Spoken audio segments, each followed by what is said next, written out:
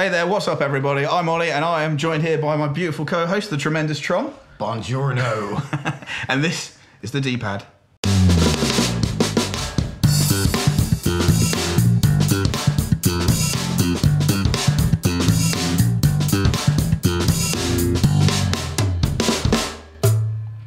So this is episode 1, and here at the D-pad we're looking to build a bit of a gaming community, have a bit of fun, and bring you some cool videos along the way. Yeah, we are doing this for you, and we want you to be as big a part of it as we are. Throughout the show, we'll be dropping an email and our gamer tags as well. We want you to get in contact with us, like, subscribe, and share. And first up, bit of news. Ollie, what's this I've been hearing about Titanfall? Titanfall. Well, Vince Zampella, the Respawn co-founder, tweeted the other day that Titanfall will be maximum 6v6. Okay, was that opposed to the normal sort of 32, 64? Yeah, I mean, you see in Battlefield and Call of Duty, it kind of... Yeah, understandable. You've got your big robots, so you're gonna want to save some space. Absolutely. And there's been a bit of fallout, really. A lot of people on Twitter are kind of annoyed about it, and you know they've said that they've tried everything when they were testing the game, from all the way down from 1v1 all the way up, and they just found that 6v6 was the best. It's the magic number. Yeah, absolutely. It fit the game dynamic, really. Yeah, you say about people out there, you had a great term for it earlier. About the, was it the couch game designers? Oh, yeah. Yeah, what was it? One of the Titanfall producers came out and he was getting a bit annoyed that it was getting a bit of stick already and it hasn't even come out Understandably, yet. It's his baby. Nobody's played it, and he was saying there was a lot of armchair kind of developers out there that, you know, have their opinion, but until they've played it, it's not really fair to give it a bad rap. Yes, it's a pretty new concept. Again, you've had things like Mech Warrior in the past, but you've never had anything where you're in and out and it's this intense. Again, for people who don't know, Respawn are the, again, ironically named, the Respawn company that came out of Infinity Ward. Yeah. Again, massive money makers of Call of Duty, Modern Warfare. Absolutely. So Modern Warfare first one, that's it. Yeah. So again, I think it's quite safe to say that we should trust in this. Absolutely, and it's not just 6v6 as well. People are focusing on that, but it's 6v6, but each of those 12 players can have a Titan that's being used, so instantly that's, 24, and they said with the AI characters that are going to be in there as well, it can go up to 48 players. Yeah, that's understandable. I can see, as we said, the couch gamer designer's view. Yeah, absolutely. Again, is it an empty challenge? You're shooting AI characters. It's not going to be... Well, it's interesting because they said that 6v6 is optimum, but there's going to be a lot of AI in there as well. Now, does that mean the AI isn't going to be as good as a human would be in-game, and that's why it still works? Is it going to be the same? You've headshot an AI bot, for example. We've had bots since, well, early days of Quake.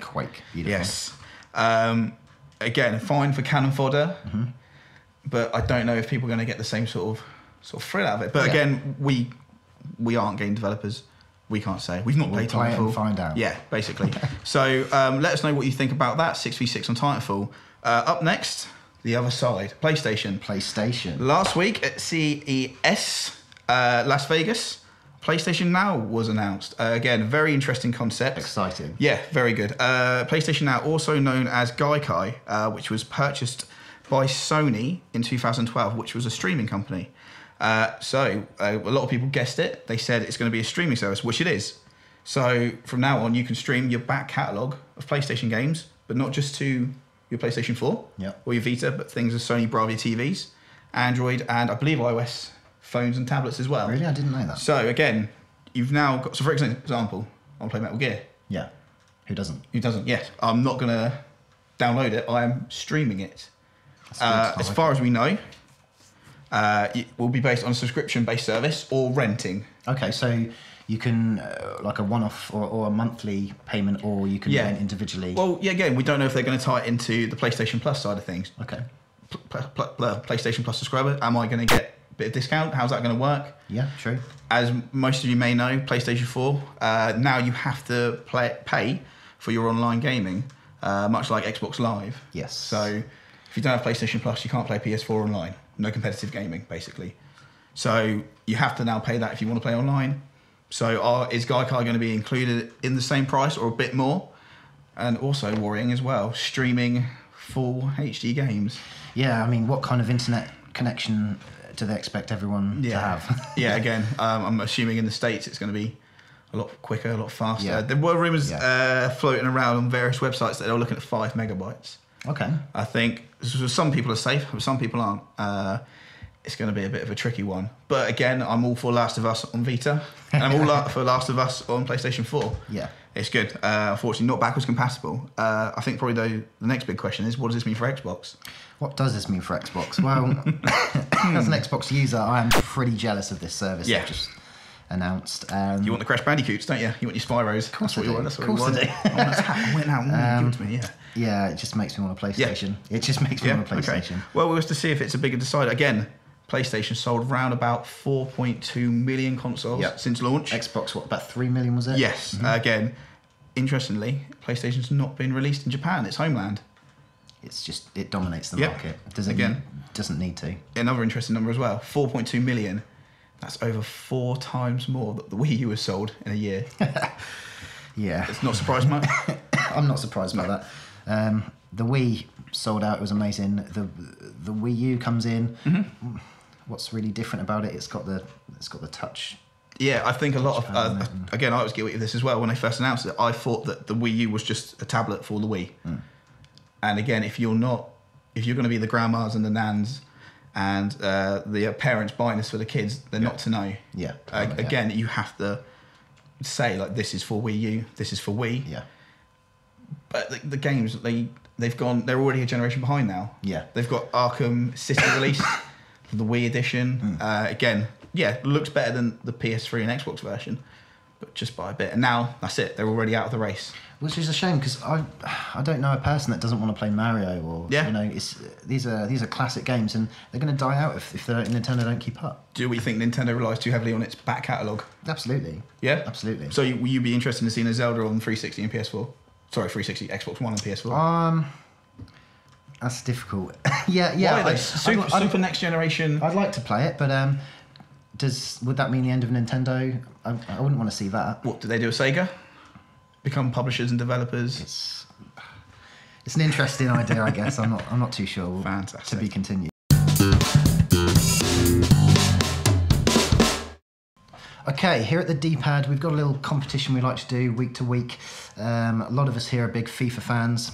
Play a lot of FIFA. Loads. A lot of FIFA. And we play for this shiny little trophy. Look at that. That's beautiful. And this week, I begrudgingly would like to present this to Kev. Thank you very much. Well done, Kev. Some great performances. What can you say? How's it feel? It feels amazing. Inaugural trophy. I mean, it always feels good getting one over on you guys, and hope you might give this back anytime soon. So 4 more times, and you get to keep it. Thank you very much. There you go. Just like the real one. Speaking of competitions, we've got a little competition going over here as well. Yes, we've got a photo competition. Nothing to do with gaming, I hear you say, but we want your best photos, anything to do with games, and we want you to send them in to us at our email address, which will be in the description below. We'll pick the best 3, we'll put them up on our Facebook, and the winner will be announced at a later date. And there'll be a prize. I think it's £20 worth of game vouchers, something like that. So yeah, the closing date's the end of the month. So yeah, send us your name, your picture, and yeah.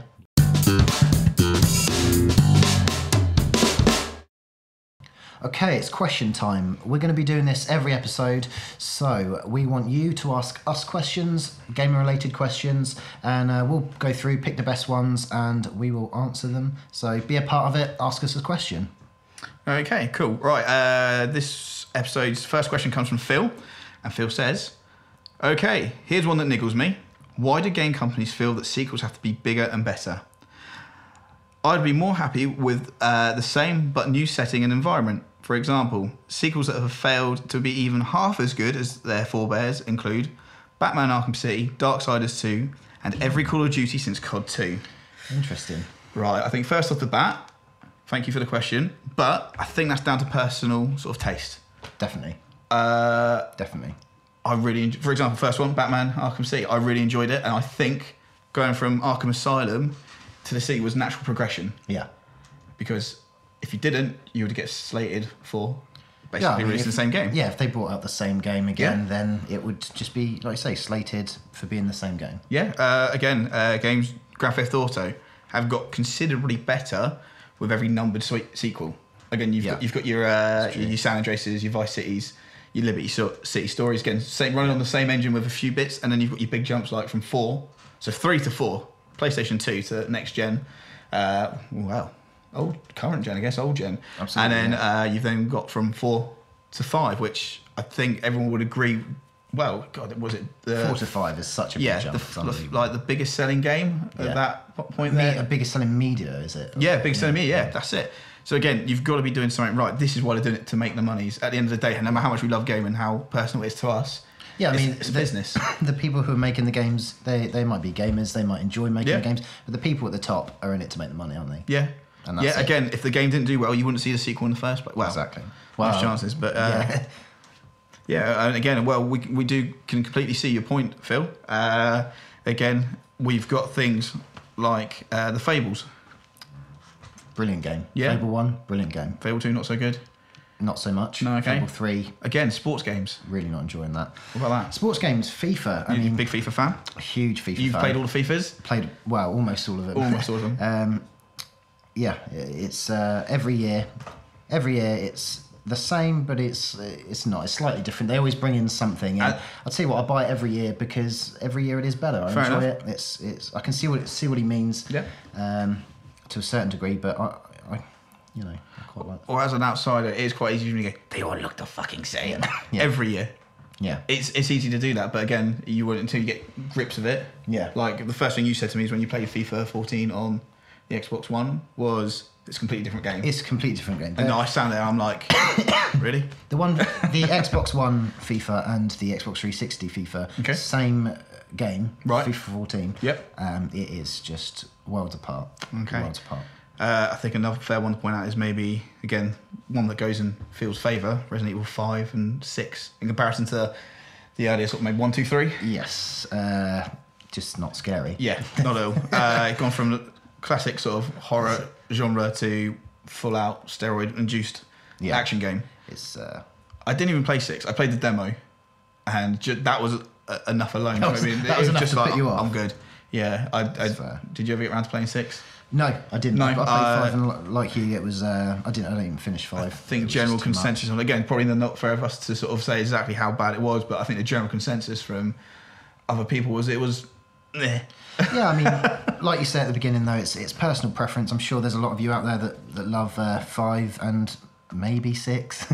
Yeah. But I mean, comment below. Let us know what you like, what you don't like. Sequels. Do you agree with Phil or not? Right. Okay. One more question. Next question. I do the honours. Oh, cool. Thanks. Okay. Next question we've got from Christopher. Christopher, thank you. Thank you.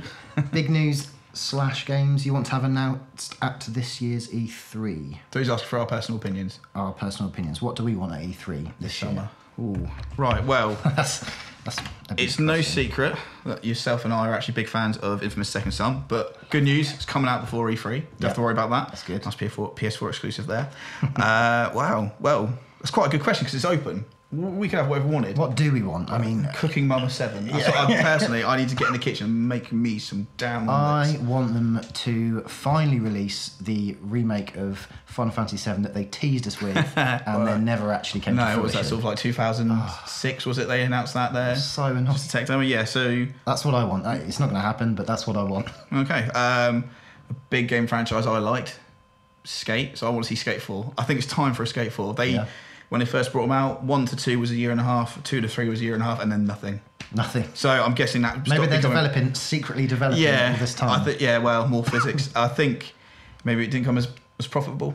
I think that's probably safe to say. And as we know, EA really like their money. So that's cool. I'm also pretty excited just to kind of see the next level of games on the next gen console. We're in the early days, aren't we? Yeah, that's it. I mean, the launch release titles, they're good in their own way. I mean, I'm enjoying a lot of them already. But when they start really moving things on and showing the power of the consoles, I'm quite excited to see what they're going to do. What about user peripherals? The Kinect, for example. Yeah, exactly. Again, are we going to see some more adorable kids? I'm like, oh, get the ball, Sparky! You know, and we can see some more Milos that never sort of some empty promises. Yeah, some empty promises. Yeah, but we'll see. They might come good. So I think it's probably safe to say that PlayStation Now, which we've already discussed, is going to be a big part of Sony's presentation. Oh yeah. Games on tap. Oh, we like the tap. So Xbox, what do you think we're going to see from them? I think we're going to see a lot of EA-based things where they seem to have this kind of big link. They got EA on board, a lot of exclusives going on. So I think they're going to be pretty heavy. Halos? Again. Like your Halos? Yeah, Halo, absolutely. Halo 5, we're on now, aren't we? Yes. Yeah, okay. And you've also got, I guess, it's going to be more television content from Xbox as well? Yeah, I mean, that's a big part of it. In this country, there's still not a lot of the content that the US has. I mean, sometimes I'm going back to my 360 to watch like iPlayer and stuff at the moment, which, you know, after spending that much on a brand new console, it shouldn't be happening. So hopefully they'll, you know, make up for that at E3 and bring a few. I think it's safe to say that as a general, we're like you. We are the gaming target audience. Yeah. We want some. Maybe would you want some new IPs, some new games, or would you prefer more sequels? We've got things like The Order 1886, I believe, coming out. Yeah. Again, not a lot shown of that game, but again, looks really interesting. Steampunk. Steampunk Whitechapel. Yeah, looking good. Well, what do you think then? There must be some other bits and bobs there. Yeah, I mean, well, I'm just excited to see what they come up with. They're also pretty heavily investing in kind of in independence, aren't they? Yes, Sony bit more so. Yeah, absolutely. Yeah, that's a good one. That's quite a big thing they're going for. So I'd be interested to see what new independent games come out. An honourable mention: Daisy standalone. Magic. Yeah, we good. Again, the best-selling game over Christmas, wasn't it? Yeah, it sold more than Battlefield, more than Call of Duty, more than FIFA. Yeah. And it's, an alpha? There's no adverts.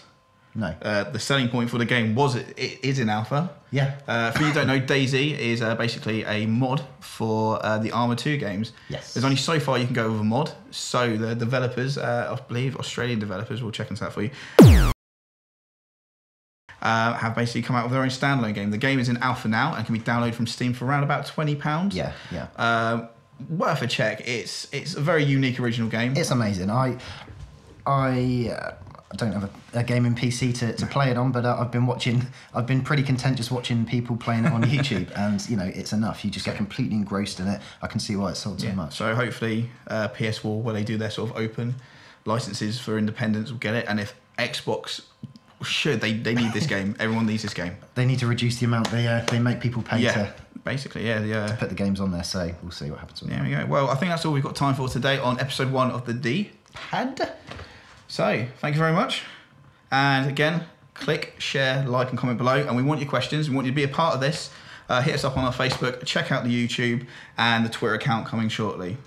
Thanks very much, guys. See you later.